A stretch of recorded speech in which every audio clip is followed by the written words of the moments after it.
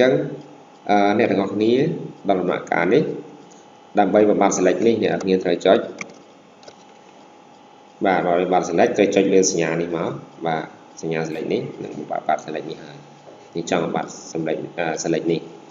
បាទអញ្ចឹងដំណាក់កាលបន្តទៀតអ្នកទាំងអស់គ្នាត្រូវធ្វើការ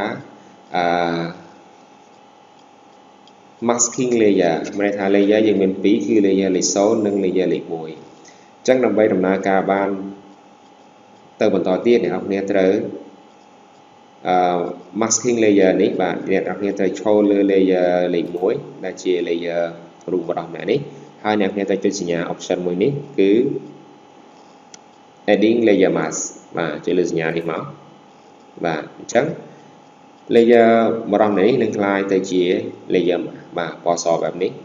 ដំណាក់កាលបន្តទៀតអ្នកទាំងអស់គ្នាត្រូវជ្រើសរើសយក tool មួយឈ្មោះហៅថា paint bucket tool ដើម្បីបាន paint bucket tool អ្នកទាំងអស់គ្នាត្រូវចុច mouse ស្ដាំលើ tool ហ្នឹងហើយយក paint bucket tool ហើយអ្នកទាំងអស់គ្នាត្រូវបដូរចុចសញ្ញាព្រួយទៅមកនេះទៅបដូរ foreground ហើយនឹង background បាទអញ្ចឹងយើងបដូរទៅជាចុចព្រួយនេះពណ៌សអត់យកទេយើងត្រូវចុចមកពណ៌ខ្មៅបែបនេះវិញបាទពណ៌ខ្មៅបន្តមកយើងត្រូវមកចាក់នៅលើរូបបរិសុទ្ធនេះបាទចាក់ចុចដល់យើងចុចមកឆ្វេងម្ដងបាទអញ្ចឹងរូបបរិសុទ្ធនេះនឹងបាត់នេះហើយគឺជាលក្ខណៈម៉ាស់រូបភាពបាទម៉ាស់ layer រូបភាពអញ្ចឹងlayer របស់បរិសុទ្ធនេះនឹងក្លាយទៅជាពណ៌ខ្មៅបាទអញ្ចឹងដូច្នេះហើយដើម្បីយើងទាញយកពុកមាត់របស់បរិសុទ្ធម្នាក់នោះមកផុសនៅលើរូបស្ត្រីម្នាក់នេះបានគឺយើងបាទត្រូវបដូរកន្លែង foreground នេះបាទទៅជាពណ៌សវិញហើយចុចសញ្ញាព្រួយបាទលឿនចុចសញ្ញាព្រួយនេះមកទៅជាពណ៌សវិញ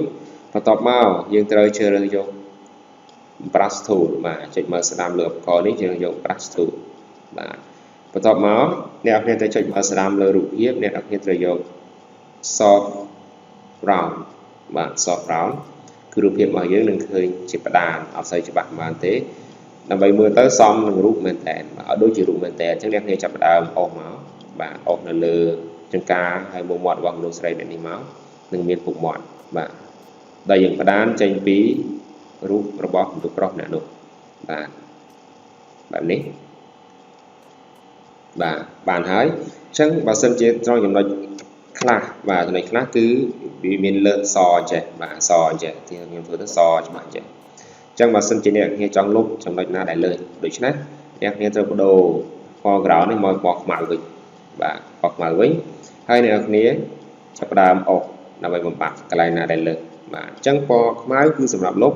ពណ៌សគឺសម្រាប់បង្ហាញពុកមាត់ឲ្យកាន់តែច្បាស់បាទទីកន្លែងនេះលើសអញ្ចឹងអ្នកគ្នាអាចចុចបាទចុច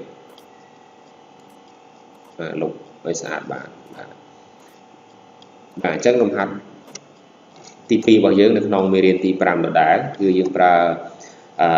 layer masking បាទដូចគ្នានឹងលំហាត់មុនដែរនៅក្នុងមេរៀនទី5ដដែលបាទអញ្ចឹងយើងបានជោគជ័យបាទជួបគ្នានៅលំហាត់បន្តទៀតបាទរហូតទៅដល់មេរៀននឹងលំហាត់ទី6